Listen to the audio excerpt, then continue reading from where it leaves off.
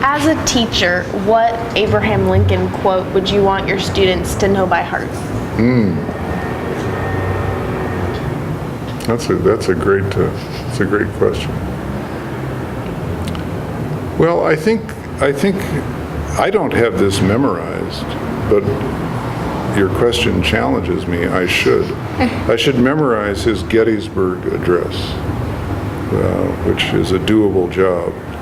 The piece of that Gettysburg Address that I love a lot has to do with his constant refrain that this is a government of the people, by the people, and for the people.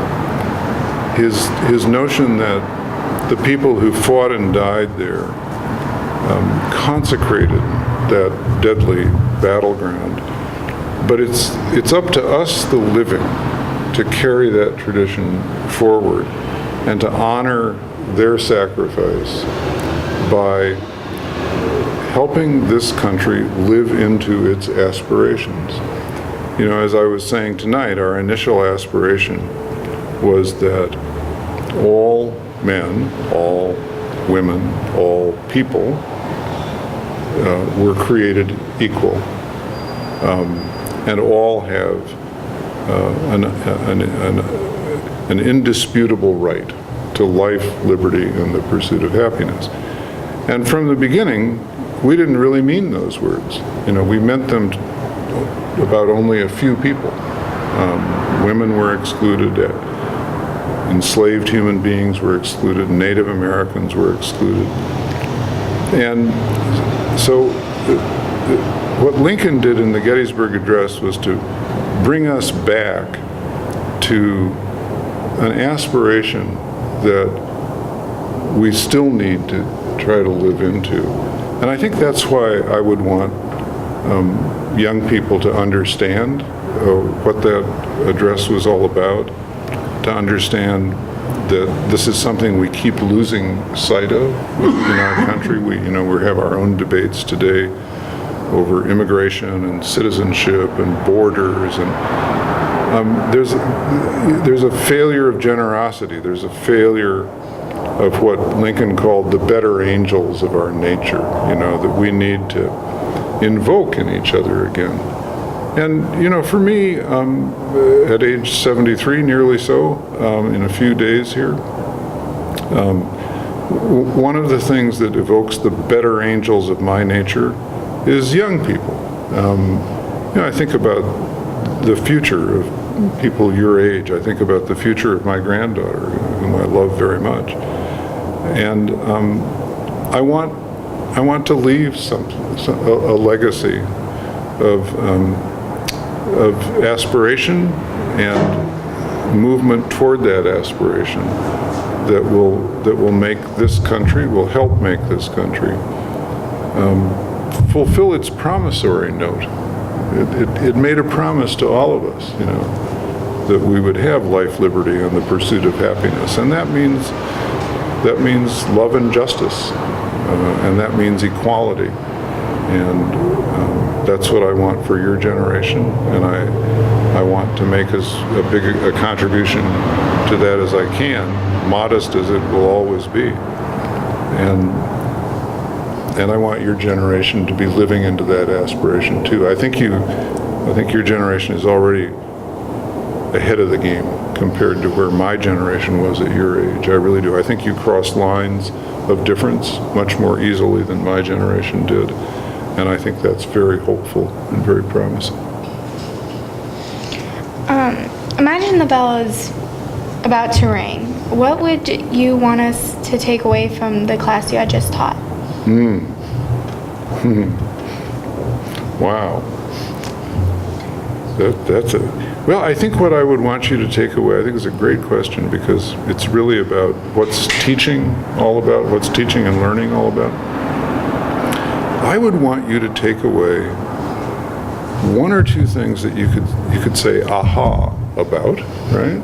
Oh, I didn't know that. That helps me understand some stuff. I'd like you to take away one or two unanswered questions that maybe bug you, that vex you, that trouble your soul, because that's the stuff you wrestle with.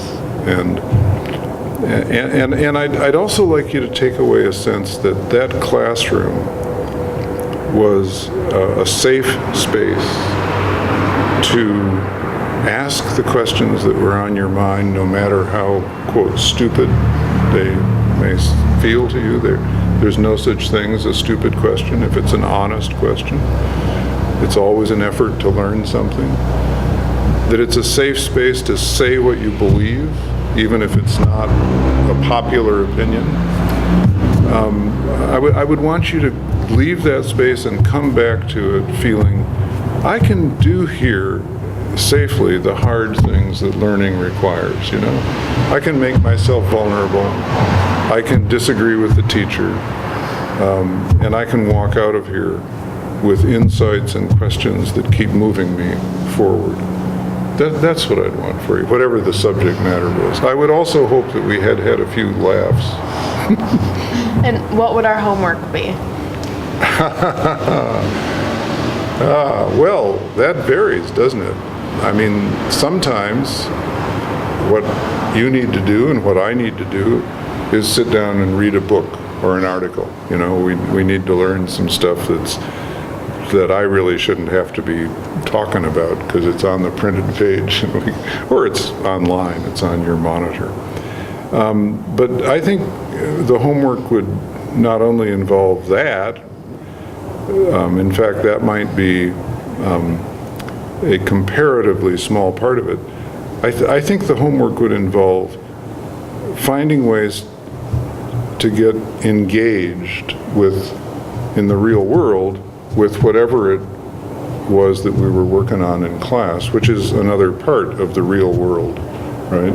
The school is just as real as the rest of the world. But the question is, how do we connect what's inside school with what's outside school?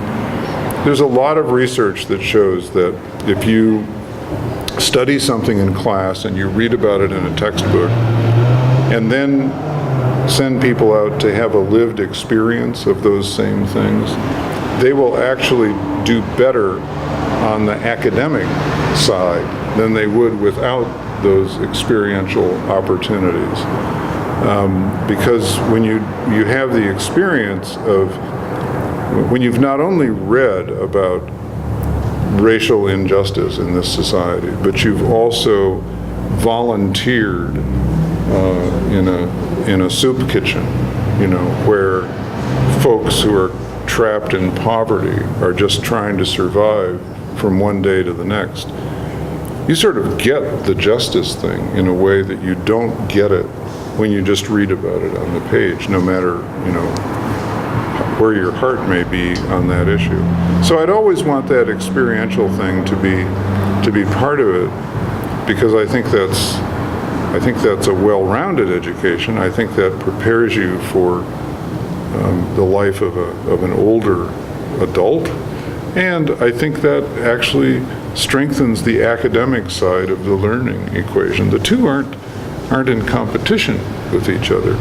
You know, I have a hunch that you and your classmates who have this kind of journalistic experience, if you were to study journalism, as perhaps you are, textbook style, listening to lectures about it, talking with people who practice their profession, you'd really get what they were talking about or what you were reading about at a level that you wouldn't get if you weren't having this experience. Do you think that's true? Yeah. Yeah, I think so. I think that's the way it works. I call this kind of thing, these are the secrets hidden in plain sight. And the wonder of it is that more people don't see them, right? We all know these things, so let's just go do them. You know, that's my version of school reform.